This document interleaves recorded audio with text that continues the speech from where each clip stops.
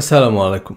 3 পর্বের এই ভিডিও সিরিজে হাদিসের সালাত ও আমাদের নামাজের মধ্যকার বৈপরীত্য দেখাবো। এই আলোচনার বিস্তারিত পাবেন আমার নবীর প্রজ্ঞা কি বলার কথা কি বলছি বইয়ে। ভিডিও ডেসক্রিপশন এবং স্ক্রিনে দেওয়া নম্বরে কল করে বইটি অর্ডার করতে পারবেন। হাদিসের প্রয়োজনীয়তার পক্ষে সবচেয়ে জবরদস্ত যুক্তি হচ্ছে হাদিস ছাড়া নামাজ পড়বেন কিভাবে। কোরআনে তো নামাজের সময়, রাকাত, প্রক্রিয়া, পদ্ধতি কিছুই নাই। অর্থাৎ হাদিস ছাড়া নামাজ আদায় করা অসম্ভব। এই ভিডিওতে দেখাবো যে আমরা হাদিস দিয়ে নামাজ পড়ি না। নামাজ নিয়ে মুসলিম বিশ্বের প্রচলিত ধারণার সাথে হাদিসেরও উল্লেখযোগ্য সম্পর্ক নাই। যুগ যুগ ধরে যেভাবে প্রার্থনার রেওয়াজ চলে এসেছে তার কিছু বিক্ষিপ্ত বিচ্ছিন্ন বর্ণনা আছে হাদিসে, যার সাথে সালাত অনুষ্ঠানের মূল উদ্দেশ্যের বিশেষ সম্পর্ক নেই। কোরআনে আল্লাহ বারবার সালাত প্রতিষ্ঠার কথা বলেছেন, কিন্তু মুসলমানদের জন্য আল্লাহর সম্পূর্ণ, পরিপূর্ণ এবং অনুমোদিত জীবন বিধান পবিত্র কোরআনে নামাজের পরিচিত কাঠামোর সুস্পষ্ট বর্ণনা নাই। প্রতিদিন কত ওয়াক্ত নামাজ, কোন কোন সময়ে পড়তে হবে, কোন নামাজ কত রাকাত, প্রতি রাকাতে কি পড়তে হবে, ঈদ, তারাবি এবং অন্যান্য প্রচলিত নামাজের প্রক্রিয়া পদ্ধতি সম্পর্কে কোরআনের বর্ণনা থেকে পরিষ্কার ধারণা পাওয়া যায় না। কিন্তু কোরআনের 10-15 আয়াতে আমাদের পরিচিত নামাজের প্রতিটা জিজ্ঞাসার জবাব দেওয়া সম্ভব ছিল। দোয়া বা প্রার্থনা অর্থে সালাত শব্দটি ব্যবহৃত হলেও কোরআনে সালাত প্রতিষ্ঠা বলতে প্রধানত কোরআনের নিরবিচ্ছিন্ন অনুসরণকে বোঝানো হয়েছে। রিলিজিয়াস মাইন্ডসেট বিশ্বাসে ঢেকে গেলে বইয়ে কোরআনের সালাত ও আমাদের নামাজ অধ্যায়ে বিস্তারিত আলোচনা করেছি। নামাজের নিয়ম জানার জন্যই প্রধানত আমাদের হাদিসের প্রয়োজন পড়ে, কারণ কোরআনে নামাজের সুনির্দিষ্ট কাঠামো নাই। কিন্তু হাদিস থেকে নামাজের সর্বসম্মত কাঠামো বের করা কোনো সাধারণ শাইখুল হাদিসের পক্ষেও অসম্ভব। হাজার হাজার হাদিস থেকে ছোট ছোট তথ্য জোড়া দিয়ে ইজমা কিয়াসের ভিত্তিতে নামাজের পরিচিত কাঠামো তৈরি করেছেন ইমাম আবু হানিফা, ইমাম শাফি, ইমাম মালিক ও ইমাম হাম্বলের মতো সর্বকালের সেরা স্কলাররা। আহলে হাদিসের লোকরা নাসিরুদ্দিন আলবানির মজহাব বা তার বই অনুযায়ী নামাজ পড়ে। প্রতিটা মজহাবের বড় বড় আলেমদের মধ্যেও নামাজের অসংখ্য মাসালার বিষয়ে মতপার্থক্য আছে। নামাজের মতো এত গুরুত্বপূর্ণ ইবাদতের অবিসংবাদিত, অবিতর্কিত, ধারাবাহিক এবং সম্পূর্ণ বিবরণ প্রচলিত হাদিসে নেই। এর কারণ রাসূল সাল্লাল্লাহু আলাইহি সাল্লামের প্রধান সাহাবীরা তার নামাজের উল্লেখযোগ্য বর্ণনা দেননি। এ থেকে খুব সহজেই অনুমান করা যায় যে সময়, কাঠামো বা অঙ্গভঙ্গি নয়, হাদিসের সালাতের মূল কথাও কোরআন প্রতিষ্ঠা বা কোরআনের নিরবিচ্ছিন্ন অনুসরণ। নামাজের ফজিলত ফাজাইলের হাজার হাজার জাল হাদিস, কিচ্ছা কাহিনীর আড়ালে পড়ে আছে সালাত আয়োজনের মূল উদ্দেশ্য। হাদিস অনুযায়ী আমরা নামাজ পড়ি না, নামাজ নিয়ে ঝগড়া করি। অমুকের নামাজ হয় না, তমুকের পিছনে নামাজ হবে না, অমুক মসজিদে নামাজ পড়া বেদাত, সুতরাং আলাদা মসজিদ বানাও, আলাদা আরবে বানাও, শিরক বেদাতের বিরুদ্ধে যুদ্ধ করো ইত্যাদি। ইসলামের প্রধান ইবাদত, যা সকল মুসলমানের জন্য সর্বাবস্থায় ফরজ, তার প্রক্রিয়া পদ্ধতি যেহেতু কোরআনে নাই, তাহলে নামাজের হাদিসগুলো বিশেষভাবে সংরক্ষণ করা আবশ্যক ছিল। কিন্তু নামাজের মৌলিক কাঠামো সংরক্ষণের কোনো তৎপরতা প্রধান সাহাবীদের মধ্যে দেখা যায় না। অসময়ের দশফর হিসাবে দ্বিতীয় প্রজন্মের ইমামরা নামাজের কাঠামো দাঁড় করানোই নবীজি সাল্লাল্লাহু আলাইহি সাল্লাম কীভাবে নামাজ পড়েছেন এ বিতর্কে বিশ্ববরেণ্য সুন্নি আলেমরাও 4টি মাযহাবে বিভক্ত। শিয়াদের নামাজ তো সিলেবাসেরই বাইরে। কিন্তু সময়ের একফর হিসাবে নামাজের সর্বসম্মত কাঠামো যারা পাথরে খোদাই করে রাখতে পারতেন তারা নিয়ে মাথায় ঘামাননি। নবীজি সাল্লাল্লাহু আলাইহি সাল্লামের নামাজের সবচেয়ে বিশ্বস্ত এবং নিকটতম প্রত্যক্ষদর্শী কারা ছিলেন? হযরত আবু বকর, ওমর, ওসমান, আলী রাদিয়াল্লাহু তাআলা আনহুম আজমাইন। ইতিহাস ও সিরাতের বর্ণনা অনুযায়ী নবীজি সাল্লাল্লাহু আলাইহি সাল্লাম অসুস্থ হয়ে পড়ায় হযরত আবু বকর রাদিয়াল্লাহু তাআলা আনহুর ইমামতিতে নামাজ আদায় করেন। নবীজি সাল্লাল্লাহু আলাইহি সাল্লাম কীভাবে নামাজ পড়েছেন তার সবচেয়ে নিকটতম প্রত্যক্ষদর্শী নিঃসন্দেহে হযরত আবু বকর রাদিয়াল্লাহু তাআলা আনহু। এবার প্রধান ও প্রসিদ্ধতম হাদিস গ্রন্থ বুখারী শরীফ খুলে গুনে গুনে দেখুন, সালাত অধ্যায়ে হযরত আবু বকর রাদিয়াল্লাহু তাআলা আনহু থেকে বর্ণিত হাদিস মোট কয়টি? উত্তর একটিও নয়। শুধু হযরত আবু বকর রাদিয়াল্লাহু তাআলা আনহু নয়, প্রধান সাহাবীরা বুখারী শরীফের সালাত অধ্যায়ে অনুপস্থিত।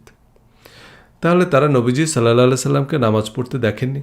নবীজি সাল্লাল্লাহু আলাইহি সাল্লাম কীভাবে নামাজ পড়েছেন তা তারা আমাদের জন্য বর্ণনা করলেন না কেন? হাদিস ছাড়া কিয়ামত পর্যন্ত মুসলিম উম্মাহ কীভাবে নামাজ পড়বে তা ইসলামের প্রথম খলিফা ও নবীজির মনোনীত ইমাম একবারও ভাবলেন না?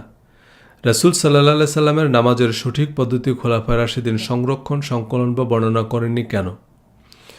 হাদিস সংকলনের ইতিহাস বইয়ে মাওলানা মোহাম্মদ আব্দুর রহিম উল্লেখ করেন যে হযরত আবু বকর রাদিয়াল্লাহু তাআলা আনহু তার বর্ণিত হাদিসসমূহের মধ্যে একটি কথা, একটি শব্দও যদি রাসূল সাল্লাল্লাহু আলাইহি সাল্লামের মূল বাণীর বিন্দুমাত্র বিপরীত হয়, তবে তাকে জাহান্নামের ইন্ধন হতে হবে, এই ভয়ে হাদিস বর্ণনা করেননি। প্রায় 23 বছর নবীজির ইমামতিতে নামাজ আদায়ের পরও হজরত আবু বকর রাদিয়াল্লাহু তাআলা আনহুর মতো বিচক্ষণ মানুষ রাসূল সাল্লাল্লাহু আলাইহি সাল্লামের নামাজের নির্ভুল বর্ণনা দিতে পারবেন না? নবীজি সাল্লাল্লাহু আলাইহি সাল্লাম দিনে কয় ওয়াক্ত নামাজ পড়েছেন, কোন নামাজ কোন সময়ে পড়তেন, আসরের নামাজ কয় রাকাত পড়তেন, মাগরিবের নামাজের কেরাত জোরে পড়তেন না আস্তে পড়তেন, বুকে হাত বাঁধতেন না নাভির নিচে হাত বাঁধতেন, ঈদের নামাজ কয় তাকবীরে পড়তেন, এগুলো হজরত আবু বকর রাদিয়াল্লাহু তাআলা আনহু নিশ্চিত করে বলতে পারবেন না? এটা কি বিশ্বাসযোগ্য কথা? নামাজের সর্বসম্মত নিয়মাবলী নবীজি সাল্লাল্লাহু আলাইহি সাল্লামের জীবদ্দশাতেই সংরক্ষণ করা সম্ভব বা উচিত ছিল, কিন্তু খোলাফায়ে রাশিদিনের বা সাহাবীদের যুগের এমন কোনো সম্পূর্ণ ও সার্বজনীন নথি পাওয়া যায় না যাতে নামাজের ধারাবাহিক বর্ণনা আছে। এ থেকে আন্দাজ করা যায় যে নামাজ অনুষ্ঠানের মূল উদ্দেশ্যের সাথে আমাদের সমাজে প্রচলিত নামাজের অঙ্গভঙ্গি ও ফজিলত ফজায়েলের বিশেষ সম্পর্ক নেই। নবীজি সাল্লাল্লাহু আলাইহি সাল্লাম নামাজের যে বাধ্যবাধকতা আরোপ করেছেন তার প্রধান উদ্দেশ্য ছিল কোরআন প্রতিষ্ঠা। এর বাইরে আর সব কিছুই ছিল ঐচ্ছিক বা গৌণ। নামাজে কি পড়া হয়, কোরআন না হাদিস? যারা হাদিসকে ওহী মনে করেন তারা বলছেন যে হাদিস হচ্ছে ওহী গায়রে মাতলুব, অর্থাৎ হাদিস নামাজে তেলাওয়াত বা পাঠযোগ্য নয়। রাসূল সাল্লাল্লাহু আলাইহি সাল্লামের সাহাবী তাবিঈরা নামাজে কোরআন বহির্ভূত কোনো কিছু পড়তেন না। নামাজের মাধ্যমে সমাজে কোরআন কায়েম হয়েছে, সারা পৃথিবীতে ইনসাফ প্রতিষ্ঠিত হয়েছে, ভ্রাতৃত্ব, ন্যায় বিচার, সাম্য, সুশাসন নিশ্চিত হয়েছে। কিন্তু আমরা আসল উদ্দেশ্য ভুলে নামাজ পড়াকেই ইবাদত মনে করি। ইবাদত শব্দের আরেকটি রূপ হচ্ছে আব্দ। আব্দ থেকে ইবাদত। আব্দ মানে বান্দা বা চাকর, আর মাবুদ মানে মনিব। চাকরের কাজ মনিবের আদেশ নিষেধ মেনে চলা, অর্থাৎ মনিবের আদেশ নিষেধ মেনে চলার নাম হচ্ছে ইবাদত। আমাদের মনিবের আদেশ নিষেধের কিতাব হচ্ছে কোরআন। আপনি একজন চাকরিজীবী হলে আপনার চাকরি বিধিমালায় বলা আছে আপনাকে কি কি করতে হবে আর কি কি করা যাবে না। আপনি সেই বিধিমালা ভালোভাবে পড়ে বুঝে সেই বিধিমালা অনুযায়ী আপনার দায়িত্ব পালন করবেন। আপনি নিয়োগকর্তা হলে আপনার কর্মচারীদের জন্য একটা সার্ভিস রুল তৈরি করবেন, যাতে চাকরির বিভিন্ন বিধান, সুবিধা, অসুবিধা, বিভিন্ন ভাতা, বোনাস, পুরস্কার বা চাকরি বিধিমালা ভঙ্গের শাস্তি সম্পর্কে বিস্তারিত বর্ণনা থাকবে। আপনার সহকর্মী বা সুপারভাইজার আপনাকে চাকরির বিধিমালা বুঝতে সাহায্য করবেন, কিন্তু তিনি যদি আপনাকে পরামর্শ দেন যে আপনার এই চাকরি বিধিমালা বোঝার দরকার নেই, শুধু প্রতিদিন 5 বার এই বিধিমালা পড়বেন। এখন মনে করেন এই সার্ভিস রুল ইংরেজিতে লেখা এবং আপনি ইংরেজি বুঝেন না, আর এই সার্ভিস রুলের একটা শব্দের অর্থ না বুঝে আপনি প্রতিদিন আয়োজন করে 5 বার এই সার্ভিস রুল পড়েন। আপনার বস দেখছেন যে আপনি আপনার সার্ভিস রুল অনুযায়ী সময় মতো অফিসে আসছেন না, আপনার যা করার কথা তার কিছুই আপনি করছেন না, আবার সার্ভিস রুলে যা পরিষ্কারভাবে নিষেধ করা আছে তা আপনি নির্বিকারভাবে করে যাচ্ছেন। আপনার বস আপনাকে জিজ্ঞেস করলো যে আপনি কি সার্ভিস রুল পড়েননি? হ্যাঁ, প্রতিদিন 5 বার করে পড়ি। তাহলে সার্ভিস রুল অনুযায়ী কাজ করছেন না কেন? কারণ সার্ভিস রুলে কি লেখা আছে তা তো আমি বুঝি না, কারণ আমি ইংরেজি পড়তে পারি কিন্তু এর অর্থ বুঝি না, তবে প্রতিদিন 5 বার সুর করে সার্ভিস রুল পড়ি। আপনার বসের প্রতিক্রিয়া কি হবে, বা আপনি বস হলে আপনার প্রতিক্রিয়া কি হবে? একজন কর্মচারী যখন চাকরিতে যোগ দেয় তার অর্থ তিনি তার সার্ভিস রুল ভালোভাবে পড়ে তার যাবতীয় দায় দায়িত্ব বুঝে নিয়ে চাকরি গ্রহণ করেছেন। সুতরাং আপনি সার্ভিস রুল দিনে 50 বার পড়ায়ও আপনার বসের কিছু যায় আসে না যদি আপনি আপনার চাকরির বিধিমালা না বুঝেন এবং সে অনুযায়ী কাজ না করেন। একজন ভালো ম্যানেজারের দায়িত্ব হচ্ছে এটা নিশ্চিত করা যে তার দলের সবাই এ সার্ভিস রুল বুঝেছে এবং সে অনুযায়ী কাজ করছে।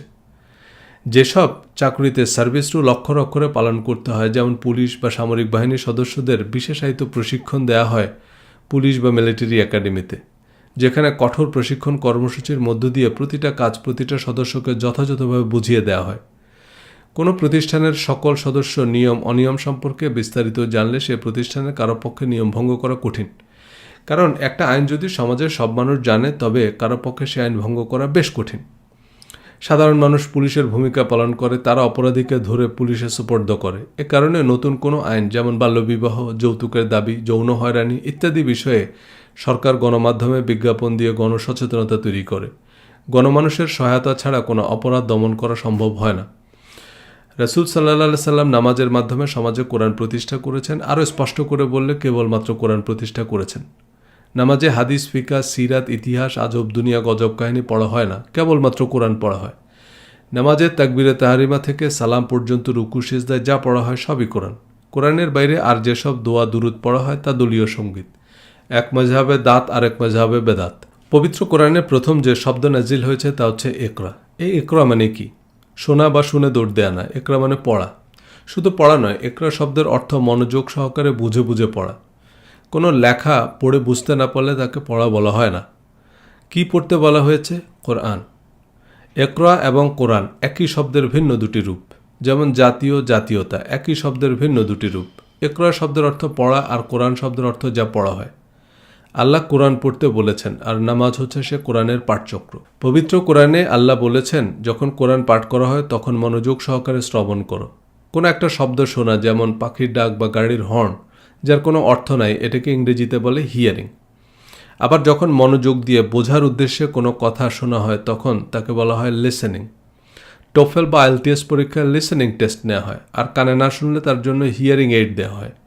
সুতরাং শ্রবণ করো মানে লিসেন টু ইট, একেবারে লিসেনিং টেস্টের মতো মনোযোগ দিয়ে শুনতে হবে। আর নেশাগ্রস্ত অবস্থায় যখন কেউ বুঝতে পারে না যে সে কী বলছে, তখন তাকে নামাজের কাছেও আসতে নিষেধ করা হয়েছে। রাসূল সাল্লাল্লাহু সাল্লাম ইমাম হিসাবে কোরআন পড়ে শোনাতেন। সাহাবীরা গভীর মনোযোগ ও একাগ্রতার সাথে কোরআন পাঠ শুনতেন। নামাজ আয়োজনের মূল উদ্দেশ্য ছিল কোরআন পড়া, কোরআন শোনা, কোরআন বোঝা, কোরআন মানা, কোরআন প্রতিষ্ঠা করা এবং কেবলমাত্র কোরআন প্রতিষ্ঠা করা। নামাজ ইসলামের মূল ভিত্তি, কারণ নামাজের মাধ্যমে সারা পৃথিবীতে কোরআনের সত্য প্রতিষ্ঠিত হয়েছে। কিন্তু নামাজের ঐচ্ছিক ও প্রতীকী রীতিরেওয়াজ আর নাভির নিচে না বুকের উপর, জোরে আমিন না আস্তে আমিন, এসব অর্থহীন বিতর্কের আড়ালে চলে গেছে নামাজ প্রতিষ্ঠার মূল উদ্দেশ্য। আমরা যে নামাজ পড়ি তার সাথে নবীজি সাল্লাল্লাহু আলাইহি সাল্লাম এবং সাহাবী তাবিঈদের নামাজের উদ্দেশ্য বিধেয় কোনো মিল নেই। আল্লাহ পবিত্র কোরআনে বলেছেন, পূর্ব পশ্চিমে মুখ ফেরানোয় পুণ্য নেই, অর্থাৎ নামাজের শারীরিক অঙ্গভঙ্গিতে পুণ্য নেই। পুণ্য হচ্ছে বিশ্বাস ও ভালো কাজে। কোন বিশ্বাস ও ভালো কাজ? যে বিশ্বাস ও ভালো কাজের বিবরণ নামাজে দাঁড়িয়ে পড়ি বা শুনি। রাসূল সাল্লাল্লাহু আলাইহি সাল্লাম এবং সাহাবীদের নামাজ ছিল বিশ্বাস ও ভালো কাজের যে কার্যতালিকা আল্লাহ নাজিল করেছেন তার পাঠচক্র। প্রতিটা মানুষকে তার সার্ভিস রুল বা কোরআন বুঝিয়ে দেওয়ার, পড়িয়ে দেওয়ার, বারবার মনে করিয়ে দেওয়ার আয়োজন। কিন্তু কোরআনের সালাতের মতো হাদিসের সালাতের সাথেও আমাদের নামাজের যোজন যোজন দূরত্ব। নামাজ যে কোরআনের পাঠচক্র ছাড়ার কিছুই নয়। কোরআনের পাঠচক্র ছাড়া নামাজের যাবতীয় অঙ্গভঙ্গি যে ঐচ্ছিক এবং তা নিয়ে ঝগড়া করা যে আহাম্মকি, তা এ সিরিজে হাদিসের আলোকে আলোচনা করব। আহলে কিতাবদের জন্য সালাত কায়েমের নির্দেশ ছিল। সে সালাত বলতে যদি নামাজ বোঝানো হয়, তবে আহলে কিতাবদের নামাজের সাথে আমাদের নামাজের প্রধান পার্থক্য হচ্ছে কোরআন পাঠ। রাসূল সাল্লাল্লাহু আলাইহি সাল্লাম নামাজে কোরআন পাঠ করতেন। আবু জেহেলরাও নামাজ পড়ত, তবে তাতে কোরআন পড়ত না। রাসূল সাল্লাল্লাহু আলাইহি সাল্লামের মক্কি জীবনে প্রকাশ্যে নামাজ পড়ার বর্ণনা ইতিহাসে থাকলেও নামাজের জন্য মসজিদ নির্মাণ, নির্দিষ্ট সময়ে নামাজের জামাতে উপস্থিত হওয়ার সরকারি ফরমান জারি বা ধর্মীয় বাধ্যবাধকতা আরোপ করা হয় হিজরতের পর। ইসলাম প্রচার ও প্রতিষ্ঠার ইতিহাসে সবচেয়ে গুরুত্বপূর্ণ ঘটনা হচ্ছে হিজরত। এ কারণে ইসলামিক ক্যালেন্ডার গণনা করা হয় হিজরতের দিন থেকে। ইসলামের ইতিহাস পর্যালোচনা করে একথা বলা যায় যে হিজরত ছাড়াই ইসলাম মক্কায় শুরু হয়ে মক্কায় শেষ হয়ে যেত। হিজরতের নির্দেশ এবং এর গুরুত্ব বর্ণনা করে পবিত্র কোরআনে বেশ কিছু আয়াত নাজিল হয়েছে। বুখারী শরীফের প্রথম হাদিসটিও হিজরত নিয়ে। প্রত্যেক কাজ নিয়ত বা উদ্দেশ্যের সাথে সম্পর্কিত, আর মানুষ তার নিয়ত বা উদ্দেশ্য অনুযায়ী ফল পাবে। যে ইসলাম প্রতিষ্ঠার জন্য হিজরত করেছে তার হিজরত ইসলামের জন্য গৃহীত হবে, আর যে ব্যক্তিগত লাভ লোভের জন্য হিজরত করেছে তার হিজরতে কোনো পুণ্য নেই। বুখারী শরীফের ফাতিহায় বা সূচনায় বলা আছে, মানুষ তার নিয়ত বা উদ্দেশ্য অনুযায়ী ফল পাবে। এ নিয়ত হচ্ছে আপনার অন্তরের ইচ্ছা, যা একমাত্র আল্লাহ জানেন। বেশভূষা বা লোক দেখানো ক্রিয়াকর্ম দিয়ে নয়, অন্তরের ইচ্ছা দিয়ে মানুষের কর্মফল নির্ধারিত হবে। নামাজ, রোজা, হজ, হিজরত, দান, দক্ষিণা সব কিছুর প্রতিদান নির্ধারিত হবে অন্তরের ইচ্ছা অনুযায়ী। যারা ইসলাম বা ইনসাফ প্রতিষ্ঠার জন্য হিজরত করেছেন তাদের হিজরত ইসলামের জন্য গৃহীত হবে। এই হিজরত কেবল মক্কা থেকে মদিনায় অভিবাসন নয়। এরপর সাহাবীরা সারা পৃথিবীতে ছড়িয়ে পড়েন ইসলাম প্রতিষ্ঠা করতে। হিজরত নিছক অভিবাসন ছিল না, পদে পদে বিপদ, পরাশক্তির সাথে লড়াই, সংঘাত, সংগ্রামের এক জীবন মরণ বাস্তবতা। মদিনায় হিজরতের পর রাসূল সাল্লাল্লাহু আলাইহি সাল্লাম একটি সার্বভৌম ইসলামী রাষ্ট্র প্রতিষ্ঠা করেন, যাতে অন্যান্য ধর্মাবলম্বীদেরও সমান অধিকার ছিল। মদিনায় রাসূল সাল্লাল্লাহু আলাইহি সাল্লাম যে মসজিদ নির্মাণ করেন তা ছিল তার প্রধান কার্যালয়, বাসভবন, বিচারালয় এবং আইনসভা। অন্যান্য ধর্মাবলম্বীরাও বিচার আচার চাইতে মসজিদে নববীতে আসত। অর্থাৎ মসজিদে নববী কেবল নামাজের জন্য নির্মিত হয়নি। তবে নামাজের জামাতে উপস্থিত হওয়ার যেসব বাধ্যবাধকতা হাদিসের কিতাবে পাওয়া যায় তা কোরআনের পাঠচক্রে উপস্থিত হওয়ার রাষ্ট্রীয় ফরমান। কোরআন মদিনা ইসলামী রাষ্ট্রের আইনের প্রধান বা একমাত্র উৎস। এবং কোরআন নাজিলের প্রক্রিয়া তখনও চলমান ছিল। প্রতিদিন নতুন বিধিনিষেধ নাজিল হতো। রাষ্ট্রের নাগরিকরা রাষ্ট্রের প্রধান কার্যালয়ে উপস্থিত না হলে নতুন নতুন আইন সম্পর্কে তারা কিভাবে জানবে? তখনকার সময়ে রেডিও, টেলিভিশন, খবরের কাগজ কিছুই ছিল না। নাগরিকদের পারিবারিক, সামাজিক, রাজনৈতিক, অর্থনৈতিক এবং বিচারিক বিধিবিধান জানানোর মাধ্যম ছিল নিয়মিত বিরতিতে মসজিদে উপস্থিত হওয়া। একটা আইন বাস্তবায়ন করতে হলে সে আইন সমাজের সর্বস্তরের মানুষের কাছে প্রচার করতে হয়। নামাজ ছিল কোরআনের আইনকানুন প্রচার ও প্রতিষ্ঠার প্রক্রিয়া। মসজিদের নববীতে সর্বস্তরের মানুষের উপস্থিতিতে কোরআন পড়া হতো।